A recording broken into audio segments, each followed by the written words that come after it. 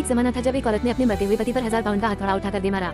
सभी देखकर हैरान रह गए और उस पर जानबूझकर कत्ल करने का इल्जाम लगाया, सिर्फ प्रॉपर्टी के लिए। लेकिन अगले ही पल उस आदमी का शरीर अचानक से सुनहरी रोशनी से चमक उठा और फिर वो पूरी तरह से सही सलामत खड़ा हो गया। औरत को कुछ समझ नहीं आया कि ये हुआ क्या। असल में उसकी बेटी ने चुपके से उसकी बॉडी में प्रवेश कर लिया था, पोजेस्ड बॉडी, ताकि ये कमाल का काम कर सके। वो बेटी असल में एक अमर कल्टिवेटर, इमॉर्टल कल्टिवेटर थी। जब वो स्वर्गारोहण करने वाली थी तो गलती से वो हजारों साल भविष्य की दुनिया में समय यात्रा ट्रैवल थ्रू टाइम करके आ गई थी। आखिरकार उसने अपनी ही वंशज डिसेंडेंट के शरीर पर कब्जा कर लिया था।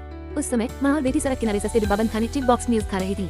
बेटी को यकीन नहीं हो रहा था कि उसके वंशज इतनी बुरी तरह से जी रहे हैं, तो उसने तुरंत अपनी जादुई शक्ति मैजिक का इस्तेमाल करके सच्चाई का पता लगाया। सालों पहले उस औरत की सौतेली बहन स्टेप सिस्टर ने उसे फंसाया था, जिसकी वजह से वो एक अजनबी से प्रेग्नेंट हो गई और एक बेटी को जन्म दिया। परिवार की इज्जत बचाने के लिए उसके पिता ने बिना सोचे समझे उसे घर से निकाल दिया। उस औरत को अपनी और अपनी बेटी का पेट पालने के लिए सड़क पर ठेला लगाकर स्ट्रीट वेंडिंग गुजारा करना पड़ा। इतनी मुश्किल जिंदगी के बावजूद भी उसकी सौतेली माँ और सौतेली बहन समय समय पर उसके ठेले पर आकर परेशानी खड़ी करती मेक ट्रबल रहती थी। एक बिजनेस डील के लिए तो वे उसे एक बुरे आदमी से शादी करने के लिए मजबूर फोर्स टू मैरी भी करना चाहते थे। ये देखकर छोटी लड़की ने उन्हें जल्दी से एक तरफ धकेला, फिर उस औरत को गले लगाया और चुपके से एक जादू किया, कास्ट स्पेल, जिससे वे अचानक सड़क पर पागलों की तरह नाचने लगे। ये देखकर आसपास खड़े लोग मनोरंजन करने लगे, अम्यूजिंग दी ऑनलुकर्स। कैसी लगी ये कहानी? अगर आप चाहते हैं कि मैं इसे और किसी तरीके से बताऊं या कोई और कहानी ट्रांसलेट करूं तो बताइए।